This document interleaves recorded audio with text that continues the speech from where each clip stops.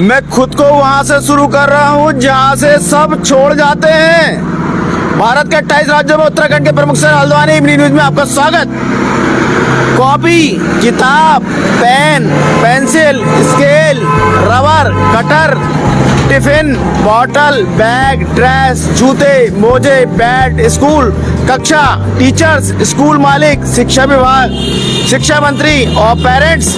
अप्रैल का महीना जहाँ एक तरफ स्कूल वाले मालामाल होते हैं और पेरेंट्स हलाल होते हैं। घंटों कॉपी, किताब, पेन, पेंसिल, बैग, ड्रेस, जूते, मोजे की लंबी लंबी लाइन में सड़ी गर्मी में भूखे प्यासे पेरेंट्स की हालत उनके बूढ़े होने का एहसास बढ़ा देती है।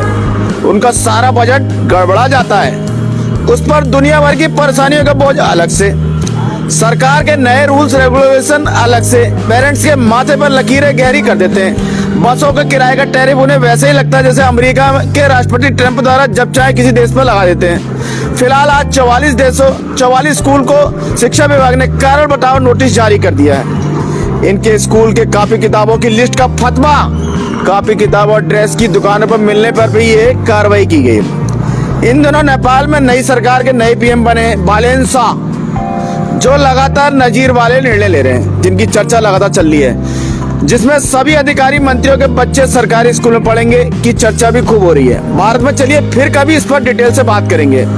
हम स्कूलों की बात कर रहे हैं, इस विषय में तो सारी गलती विद्यालय की नजर आती है, लेकिन एक विषय में अभिभावक फेल होते नजर आ रहे हैं। संवेदनाओं के मामले में, बच्चों से उनके संबंध के विषय में। जी हम बात कर रहे हैं आए दिन टीनेजर्स की मानसिक स्थिति के बारे में। आपके हमारे बचपन में हमारे संबंधों का दायरा 10, 20, 50 लोगों के बीच हुआ करता था, लेकिन आज के संदर्भ में हमारे बच्चे दुनिया के दूसरे छोर के लोगों से जुड़े हैं नेटवर्किंग के द्वारा। उनके सपने, ख्वाब, इच्छाएं अनंत हैं। उन्हें पूरा करने और पाने के लिए वे मेहनत कम, शॉर्टकट अपना रहे हैं।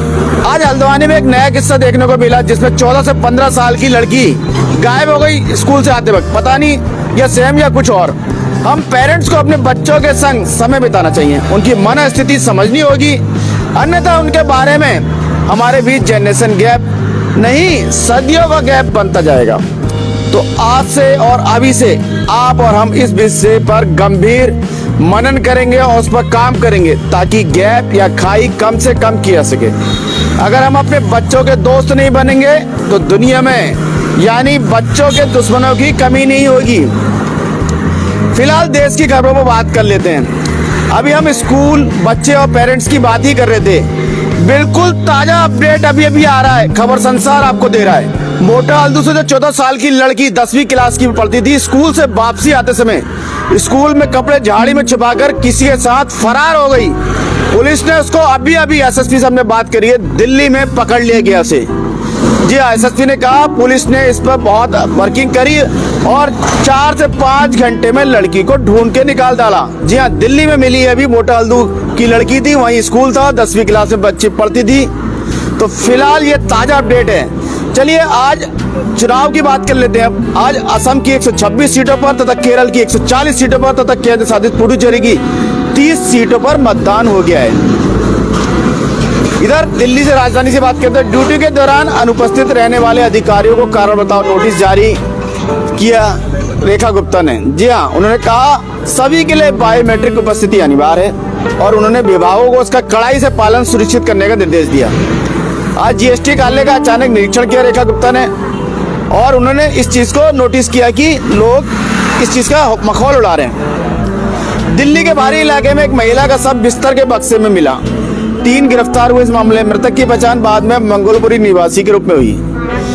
दिल्ली के मंगोलपुरी इलाके में एक पेइंग गेस्ट है। अब एक डबल बेड के स्टोरेज बॉक्स के अंदर गला घोटने के निशान वाली 35 साल की महिला का शव मिला। उन्होंने आगे बताया कि इस सिलसिले में मंगोलपुरी के रहने वाले 3 व्यक्तियों सुरेंद्र उर्फ बॉबी, जोगिंदर और दीपक को गिरफ्तार किया गया।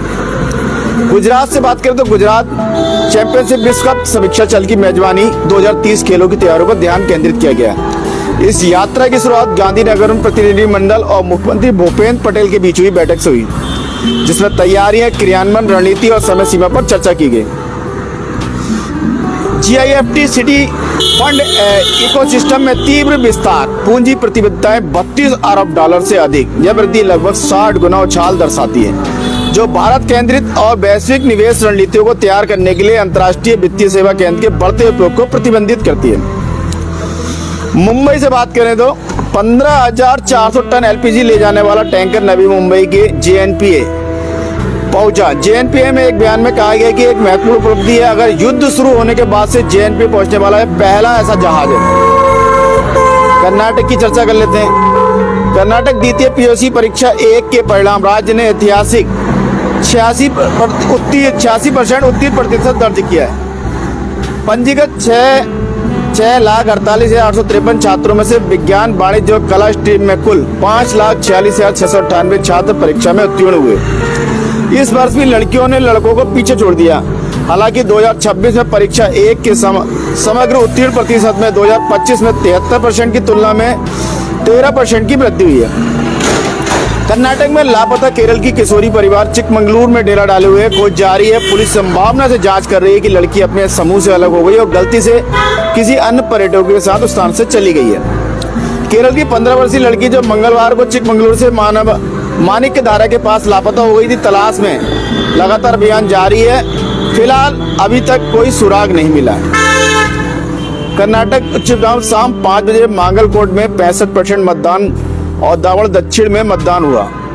बांगलकोट और दावड़गढ़ दक्षिण में वरिष्ठ कांग्रेस विधायक HY मेती और समनूर सिंह कप्पा के निधन के कारण चुनाव कराना आवश्यक हो गया। MGNRGA केंद्र सरकार ने अभी तक श्रम बजट को मंजूरी नहीं दी है। कर्नाटक में मजदूर का काम का इंतजार कर रहे हैं। कर्नाटक में श्रमिकों में महात्मा गांधी राष्ट्रीय ग्रामीण रोजगार गारंटी अधिनियम के तहत पंजीकरण करा लिया गया और रोजगार की तलाश कर रहे हैं, लेकिन वित्तीय वर्ष शुरू होने के बावजूद केंद्र सरकार ने अभी तक राज्य के लिए 2026-27 का श्रम बजट स्वीकृत नहीं किया। इस देरी का कारण मानसून से पहले के व्यस्त मौसम में कई लोग बेरोजगार रह गए हैं। मानसून से पहले की बारिश ने दक्षिण कर्नाटक में जंगल की आग से अस्थायी राहत प्रदान की है। चामरानगर जिले में स्थित BRT टाइगर रिजर्व में क्षेत्र में कम से कम बारिश के कारण छिटपुट आग लगने की घटनाएं देखी जाती थी। पलक्कड़ में 22 लाख मतदाता मतदान केंद्रों पर पहुंचे। LDF, UDF और NDA के 71 उम्मीदवार मतदान कर रहे हैं।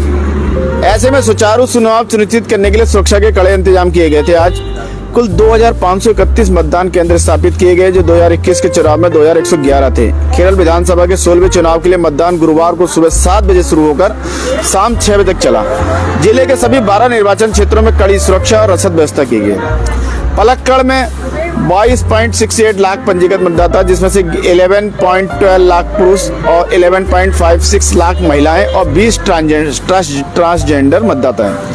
कुल 2,531 मतदान केंद्र स्थापित किए गए थे। इधर हम बात करें केरल से। केरल में आज 2.71 करोड़ मतदाताओं और 833 उम्मीदवारों के लिए मतदान हुआ। भारत निर्वाचन आयोग ने राज्य के 140 निर्वाचन क्षेत्रों में 24 सहायक केंद्रों सहित 30,495 मतदान केंद्रों की व्यवस्था की गई। तमिलनाडु से बात करें तो M साई कुमार तमिलनाडु के मुख्य सचिव, संदीप मित्तल सशस्त्र पुलिस और रक्षा सेवा समन्वय समिति के प्रमुख रहेंगे। इस बीच आधिकारिक सूत्रों ने बताया कि मौजूदा मुख्य सचिव मुरुगेशन को बुधवार को उनके पद से हटा दिया गया। चुनाव आयोग के निर्देश पर बुधवार को तमिलनाडु के मुख्य सचिव N मुरुगंदम का तबादला कर दिया गया। उनके सहयोगी M साई कुमार को उनका उत्तराधिकारी नामित किया गया। साई ने बुधवार शाम को चेन्नई स्थित सचिवालय में अपना पदभार ग्रहण कर लिया। इधर हम वेस्ट बंगाल से बात करें तो PM ने आज बड़ी सभा की। उन्होंने कहा, मंत्री हो या संतरी, सबका हिसाब किया जाएगा। PM मोदी आज पश्चिम बंगाल के आसनसोल में एक चुनावी सभा में बोले। साथ ही कहा, यह नकली कागज बनाना, पशु तस्करी, साथ में लोगों के अंदर डर पैदा करना, साथ ही कट मनी और कमीशन के बिना कुछ नहीं चलता। ये लोग ना भगवान को मानते हैं ना संविधान को। इधर ममता बनर्जी ने भवानीपुर से नामांकन पत्र दाखिल किए। उन्होंने कहा कि मोदी जी बंगाल की जनता को एक तरह से बेवकूफ़ बना रहे हैं, और उन्होंने कहा कि अगर आपने हम TMC को नहीं जिताया तो यहाँ से मछली खाना भी बंद करवा देंगे, इसलिए उनका जीतना जरूरी है। इधर हम मध्य प्रदेश की बात करें तो मध्य प्रदेश के मोरना में रेत माफिया के ट्रैक्टर से कुचले जाने से वन रक्षक की मौत हो गई। ट्रैक्टर ट्रॉली में चंबल नदी से निकाली गई रेत ले जा रही थी। मध्य प्रदेश के मोरना जिले में गश्त पर निकले वन कर्मियों के एक दल के दौरान अवैध रूप से खनन की गई रेत से भरी एक ट्रैक्टर ट्रॉली ने कथित तौर पर एक वन रक्षक को कुचल दिया, जिससे उसकी मौत हो गई। मामला करीब 6 बजे राष्ट्रीय राजमार्ग 552 पर का है, जब गश्त के दौरान वन विभाग ने 4 कर्मियों को रोका था। इधर असम की बात करें तो असम में मतदान केंद्र के बाहर बनाए गए वीडियो को लेकर एफआईआर दर्ज की गई। मतदान केंद्र के अंदर मोबाइल फोन प्रतिबंधित है और चुनाव आयोग द्वारा मतदाताओं को प्रवेश करने से पहले फोन, बैग और ऐसी अन्य वस्तुओं को जमा कराने की व्यवस्था की गई। असम के कार्बी आसनसोल जिला प्रशासन के अनुसार ये प्रक्रिया है। इधर सोनीतपुर जिले में एक चुनावी अधिकारी मृत, ये एक बड़ी खबर ये आ रही है असम से कि एक चुनाव अधिकारी जो है मृत पाया गया। अधिकारी के अनुसार मौत का कारण अभी तक स्पष्ट नहीं हो पाया, हालांकि डॉक्टरों को किसी अंतर्निहित बीमारी का संदेह है। फिलहाल इस घटना से हड़कंप मच गया। आशा है आपको खबरें अपडेट रख रही होंगी और चाय पर चर्चा के लिए मसाला प्रदान कर रही होंगी। अपने विचार और सुझाव साझा करें। कल फिर नए विषय के साथ आपके समक्ष उपस्थित होंगे।